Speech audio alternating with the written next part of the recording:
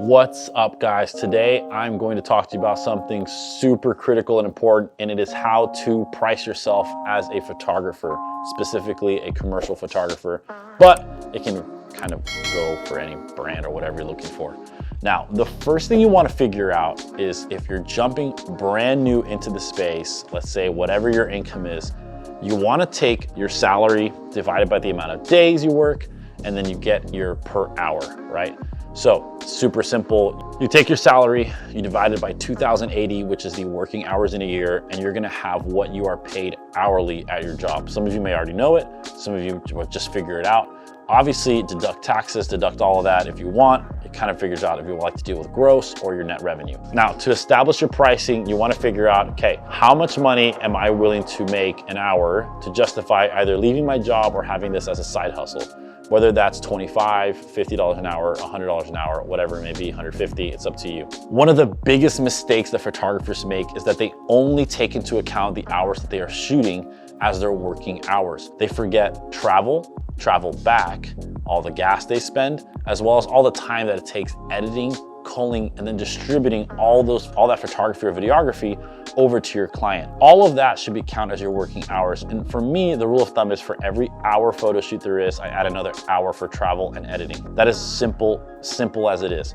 So for every time there is an hour thing, I kind of take into consideration that this is 2 hours of my time that I'm investing into this shoot. Now, obviously that can ebb and flow. Some are easier and more difficult than others, but you'll figure it out. So if you're charging $100 for that hour, you're actually only charging about $50, and that's kind of what you're making. So you want to take that into account so that way you're not stretching yourself too thin and you're not realizing, hey, I'm actually working way too much and I'm not making enough. One of the most key things to price yourself is to check out the market.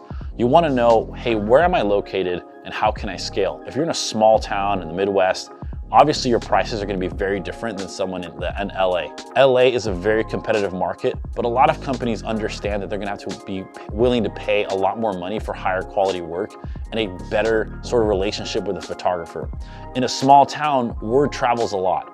And so one of the biggest things you have to worry about is underpricing yourself in that market and becoming what is known as the cheap photographer. Someone that is really affordable, can get things done for you, but is always stuck at this sort of price range and can't get out of it. It's one of the hardest things to get yourself out of. Now, pricing yourself can be difficult. It can be confusing. You can be wondering, hey, is this too much or is this too little? And honestly, it's all a matter of experimentation. So I'd rather overshoot my client than undershoot, meaning I'd rather over propose a budget than get myself kind of cut my money or cut my income that I'm making.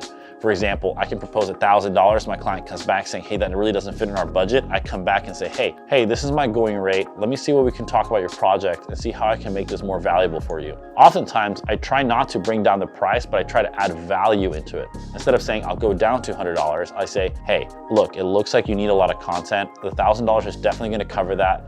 But what I'm also gonna include is an awesome mini video for you so that way you can share and sell your product a little bit more this upcoming holiday season. What it does is called a value add. I'm adding more value into the price so that way they see, hey, you know what, this is actually worth it, because with this other photographer, yeah, it was $200 cheaper, but it's gonna be way more content and a way more return of our investment with this other guy. As you go through the process to figure out your worth as a photographer, you have to do some amazing bookkeeping. I'm talking about conversations, time spent editing, time spent traveling, time spent shooting.